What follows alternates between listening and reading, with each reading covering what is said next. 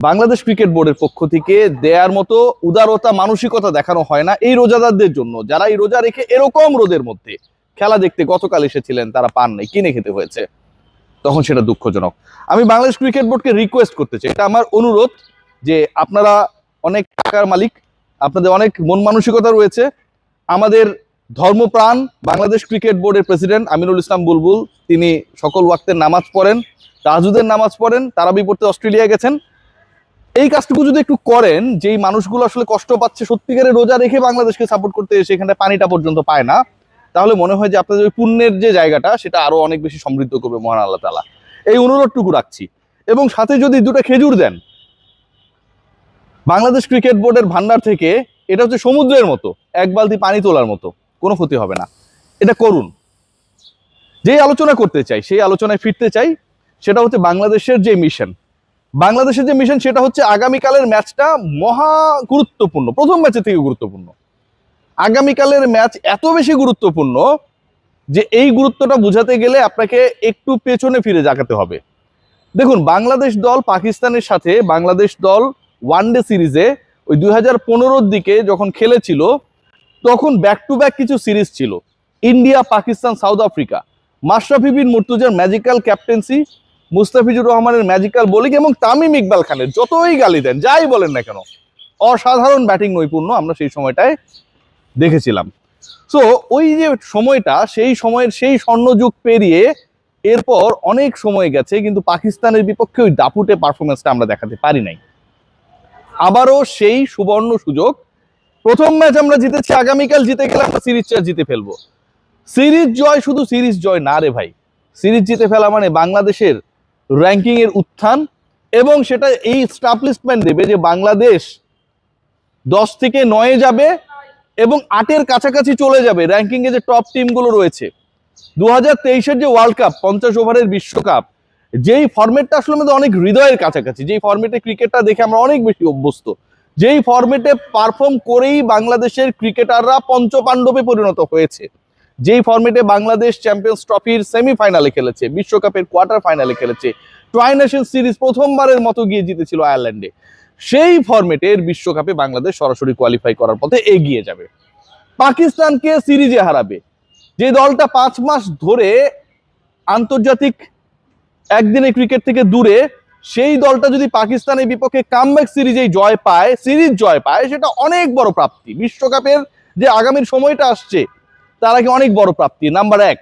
Number 2 যেটা, সেটা হচ্ছে এই উইকেটে, দেখুন বাংলাদেশ কিন্তু লাস্ট ম্যাচটা খেলেছে পুরোপুরি স্পোর্টিং উইকেটে, এবং আমার কথা বিশ্বাস করার দরকার নেই, অনেকেই আলোচনা করছেন যে উইকেটকে কেন ধানক্ষেত বলতে হবে। দেব চৌধুরী এই কথা বলেছেন তার কন্টেন্টে, যে আসলে এই উইকেট তো প্রপার উইকেট, এখানটা ধানক্ষেত বলার কোনো সুযোগ নেই।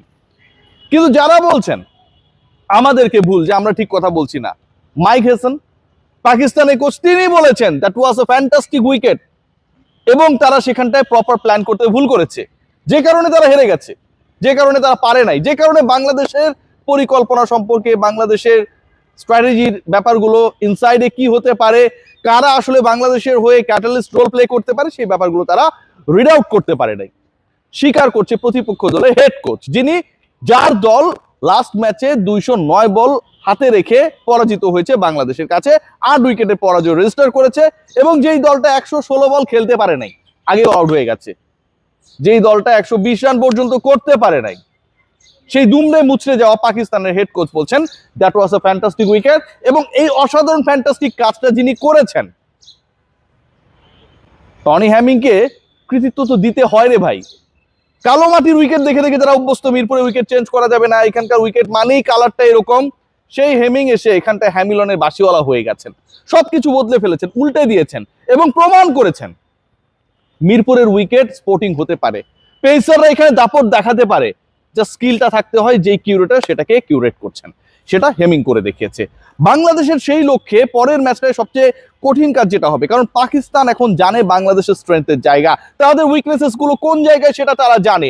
নাহিদ রানা আরো একবার ফায়ার স্টার্ট দিতে পারে বাংলাদেশকে। প্রথম 5 ওভারে 5টা উইকেট, পাকিস্তানের প্রথম 5টা উইকেট, নাহিদ রানার প্রথমবার ওয়ানডে ক্রিকেটে 5 সবকিছুই হয়ে গেছে একটা ম্যাচই। সেই নাহিদ রানা নিশ্চয়ই আতশি কাচের নিচে, মাইক্রোস্কোপিক লেন্সের নিচে থাকবেন।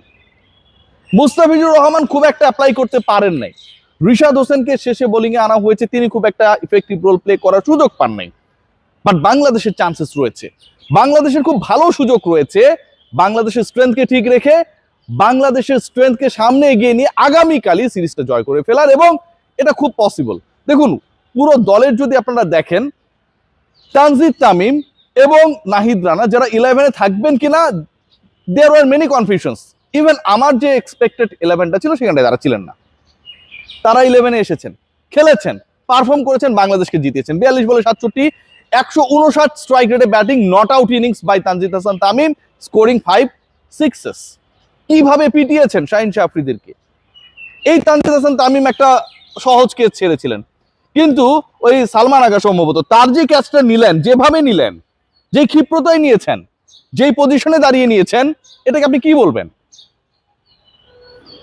এটাকে তার ব্যাটিং এর থেকে আমার কাছে মনে হয় অনিন্দ সুন্দর একটা ব্যাপার ছিল ওই মুহূর্তে। ওই উইকেটটা যখন Nahid Rana extra bounce elbow বরাবর আসছিল, বলটা ফ্লিক করার চেষ্টা করলেন এবং ক্যাচ। বাংলাদেশের ফিল্ডিং ডিপার্টমেন্ট নিয়ে বলার কিছু নাই, দে ডিড ভেরি গুড।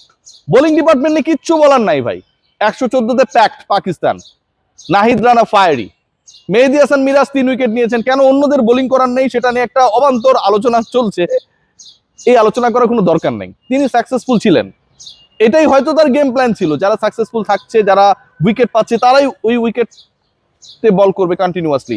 হতেই পারে 7-8 উইকেট চলে যাবার পর মনে হতেই পারে যে আমি এবং আমার যে আরেক পার্টনার আমরা দুজন করেই শেষ করে দিব, হতেই পারে। যারা আমরা খেলছি না তারা আমার কাছে মনে হয় যদি সাকসেসফুল হয়ে থাকেন মেহেদী হাসান মিরাজ এবং তার ক্যাপ্টেন্সি, এটা নিয়ে সমালোচনা না করে তাকে ইন্সপায়ার করি, তার দলকে ইন্সপায়ার করি। That is very much important. Bowling নিয়ে বললাম, ফিল্ডিং নিয়ে বললাম, what about the batting department? Bangladesh last ম্যাচে কেন 8 উইকেটে জেতেনি, এটা একটা প্রশ্ন হতে পারে। Seriously it could be a very very vital question. যেই দলটা 209 বল হাতে রেখে 91 বলের মধ্যেই 114 চেস রাউন্ড করে ফেলে, লুজিং অনলি 2 উইকেটস, এবং সেটা ইফতারের আগে করে ফেলে, মানে পুরো প্ল্যানকে গড়বড় করে দিয়েছে। যারা ব্যাট করতে নেমেছিলেন they had only 10 minutes, fielding শেষ করে তাদেরকে অনলি 10 মিনিট দেওয়া হয়েছিল, যে 10 মিনিটের মধ্যে আপনাদেরকে ব্যাট করতে নামতে হবে। সাইব এবং তামিম 10 মিনিটের মধ্যে নেমেছেন, সাইব আউট হয়ে গেছে, আনলাকি, নো ম্যাটার, 80 করেছিলেন আগের ইনিংসেই।